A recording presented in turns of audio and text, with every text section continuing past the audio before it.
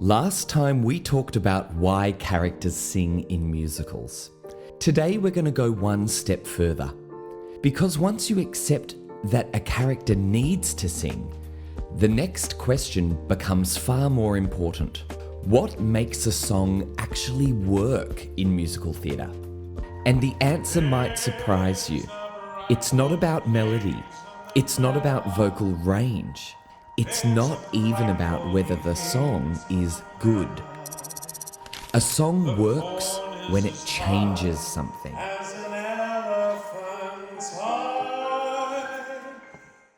Here's the core principle to remember. A musical theatre song must move the story forward. If nothing is different at the end of the song than at the beginning, the song doesn't belong. That change might be a decision, a realization, a commitment, a shift in belief, or a new emotional truth. But something has to move. And a very clear example of this is Descendants. Mel, Evie, Colors, and Jay start the story with a fixed identity. They are children of villains. Hi, Mom. That's my nasty little girl. And by the end of the first film, something has moved. Not only the plot alone, I think I want to be good, but the characters themselves. One of the biggest misconceptions about musical theatre is that songs are pauses in the story. They're not.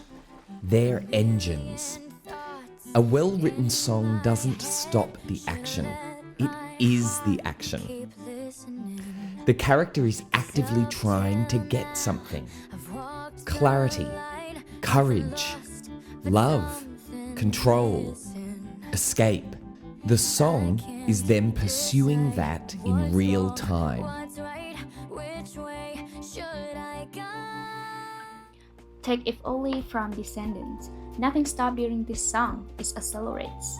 Mel is torn between stealing the wand to free out the lost and betraying her feelings for Ben. The song is the engine that exposes her inner conflict and pushes her toward a choice. Every effective musical theatre song is built on tension. Specifically, the tension between what the character wants and what the character actually needs. Sometimes they're aware of that tension. Often, they're not.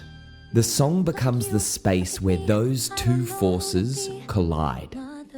That's why so many great songs feel restless. They circle ideas. They argue with themselves.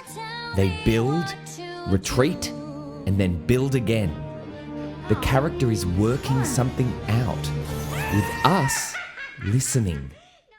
And this isn't just right on Descendants. Exactly. A lot of musicals work this way.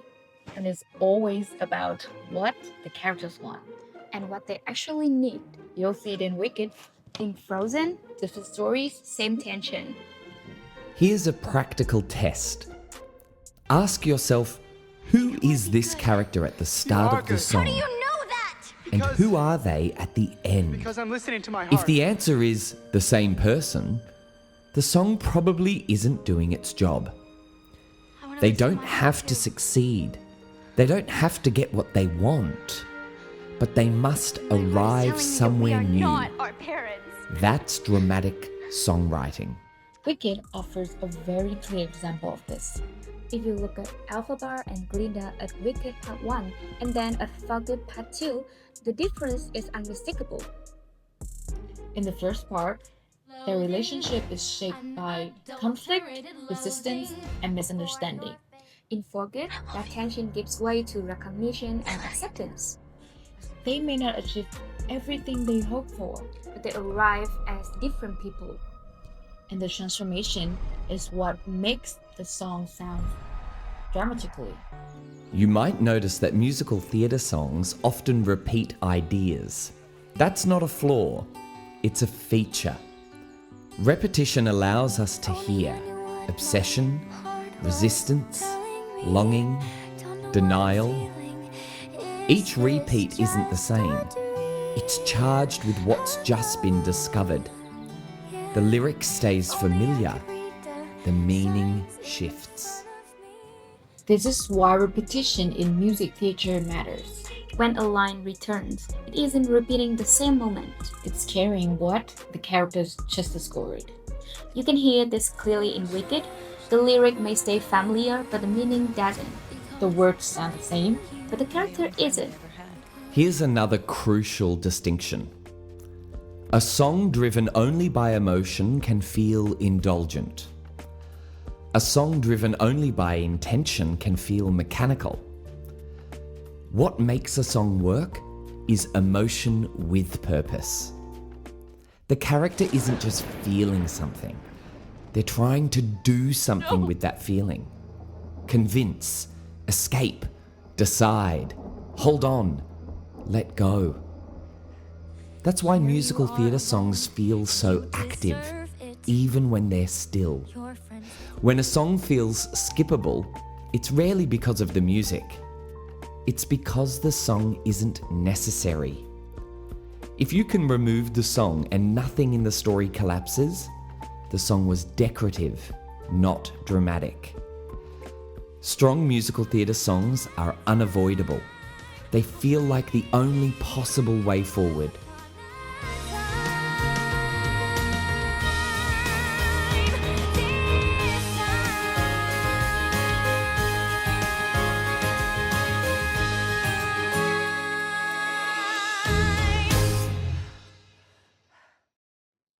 For writers and composers, this means asking harder questions. What changes because of this song? What does the character learn here that they didn't know before? Why now? Why not earlier? Why not later? If you can answer those questions clearly, the song has a fighting chance of truly working. Attention Isle of the Lost, VK Day is today. Val and the other VKs will collect the applications today and announce who gets to go to Oregon Prep. I got my application. I have mine right here. Please pick me, Mel. VK Day is here.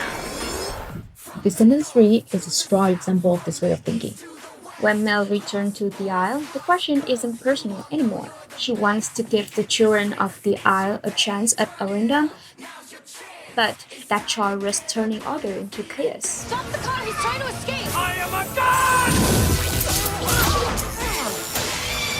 By the time we break this down, something irreversible happens. The barrier is broken. Two words are finally accepted to exist together. And that's the point where the story only could move forward through song. And that's why the song works, because it's answered the question that Mel has been wrestling with all along. So, what makes a song work in musical theatre? Not beauty, not complexity, not applause. Transformation. In the next episode, we'll look at how songs are placed inside a musical and why placement can make or break even the strongest number. I'll see you there.